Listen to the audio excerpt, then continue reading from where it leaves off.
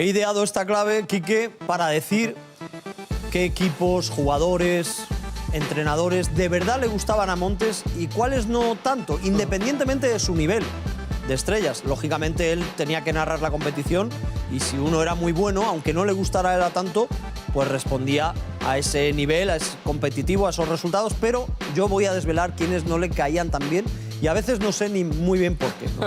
Vamos a ver esas primeras claves de equipos favoritos. En los 10 años y medio que él estuvo aquí, yo he querido seleccionar los Utah Jazz de Stockton y Malone. Era un equipo que le volvía loco. Sí. No solo ellos, algunos jugadores de complemento, el entrenador Jerry Sloan. Tomljanovic y los Rockets le gustaron mucho, incluso antes de empezar aquí con los títulos de Olajuwon, con Sam Cassell. Pero luego también en la época de Steve Francis y eso era un equipo que le gustaba. Por supuesto, los Sacramento Kings de Rick Adelman. A él no le gustaba Rick Adelman, claro, de la época de Portland. Le llamaba ese chico triste y solitario, le llamaba Adelman, ¿no? Puede así, ser, ¿no? Pues no, el abuelo Víctor. O el abuelo Víctor, el club del abuelo Víctor. Sí, era. Eso es, pero... Claro, Sacramento es que fue otra Pero historia. él decía que Adelman había cambiado mucho, que había pasado de ser un entrenador muy conservador a un entrenador desinhibido para su equipo, y es verdad que era un equipo Sacramento Kings que volvía loco a todos los aficionados. Sí. Y luego los Pacers de Larry Bird. Ese año. Sí, esa etapa en la que, bueno, ellos juegan la final en el año 2000, pero los 2 años anteriores lo habían hecho muy bien, llegando a finales de conferencia en el este, y era un equipo que hacía un gran baloncesto. También le gustaba porque había sustituido la época dorada anterior de los Pacers, era con Larry Brown, que era, claro, ahora lo veremos, uno de los que no le gustaban. Vamos a ver más yin-yang de Andrés Montes. Estrellas que él valoraba como tales, es decir, eran estrellas, pero para él, desde luego, lo eran con mayúsculas. Jordan, Karl Malone, Shaquille O'Neal, Tim Duncan, Allen Iverson, que lo volvía loco, Gary Payton, de su etapa en los Sonics, Nowitzki, Pau Gasol, por supuesto. Pau Gasol, cuando se fue a la NBA, dijo, mi única duda es cuándo va a ser All-Star y cuántas veces, ¿no? Había gente aquí en España que se echaba las manos a la cabeza. McGrady, Jermaine O'Neal le encantaba, el otro O'Neal. Es verdad. Le llamaba el otro. Es verdad. Y Dwayne Wade, que él ya dijo, es lo más parecido a Jordan cuando apareció Wade en Miami Heat. Pero había otras estrellas no tan valoradas por Andrés. Esto es un misterio, ¿no? Tendría él que explicarlo. Pero Kobe Bryant, digamos que él lo valoraba como gran estrella de la liga, pero en el combate, en el duelo con Shaquille, claro, él siempre tiraba para Shaquille. Hombre, por la personalidad, Montes era... Seguramente, claro. Seguramente. Penny Hardaway no le convencía mucho, ¿no? Porque él estuvo muy pendiente de la final que perdieron los Orlando Magic, luego cuando pierden contra Chicago, creo que pierden, y no le gustaba Nick Anderson, Dennis Scott. Jason Kidd, no le entró bien Jason Kidd. Nada. No le gustaba. Yo creo que porque tenía problemas con el tiro exterior, no le gustaba nada. Ginobili.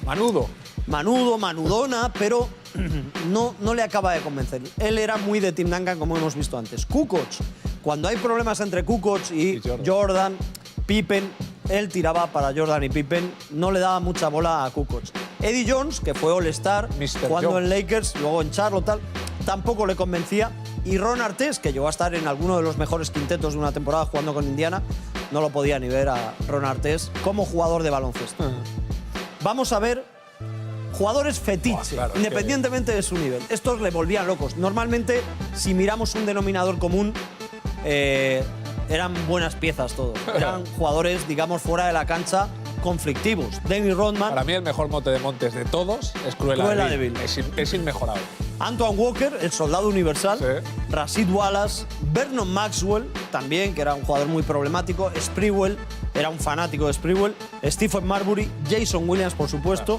Rod Strickland, que también era un tipo peculiar, pero un muy buen base. Y Sam Cassell. Sam Cassell en su etapa en Rockets y luego ya en Minnesota, en Milwaukee. Me gustaba cómo hablaba Cassell. Me acuerdo siempre hacía risa de su vocecilla. Sí. Bueno, era un tipo con mucha personalidad, hablaba con rivales, con compañeros, árbitros, entrenadores favoritos. Phil Jackson, Jerry Sloan. Fijémonos que no todos siguen una misma línea de gusto de baloncesto, pero le gustaban. El estilo. Tomljanovic, Rick Adelman, especificó en los Kings, no antes.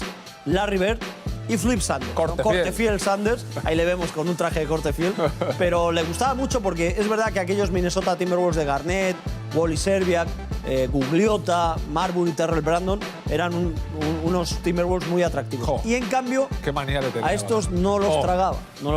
Jeff Van Gundy, por supuesto, de su etapa en los Knicks. Brian Hill tampoco le gustaba nada por aquellos Orlando Magic.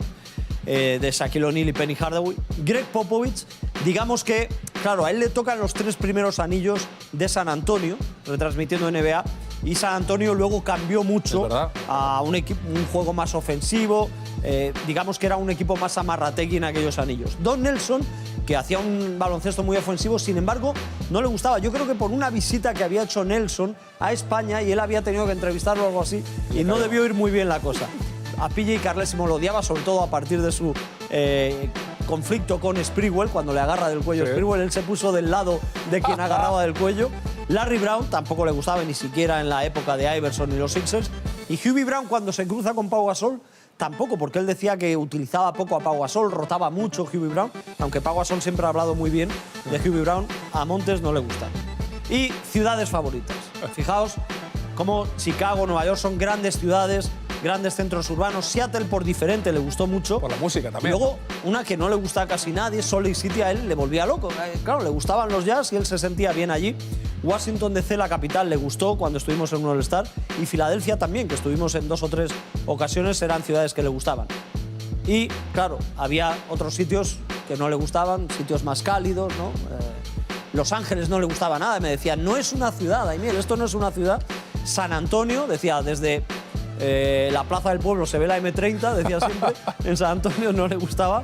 Y Detroit, obviamente, no le gusta a mucha gente. Pues ¿Cuánta tampoco razón? le gustó. ¿Cuánta razón?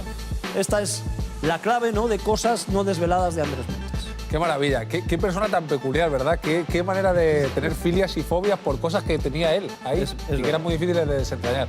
Una parte de la genialidad de Montes es la parte de la genialidad de Anthony Daimiel de saberlo desentrañar un poquito. Bueno.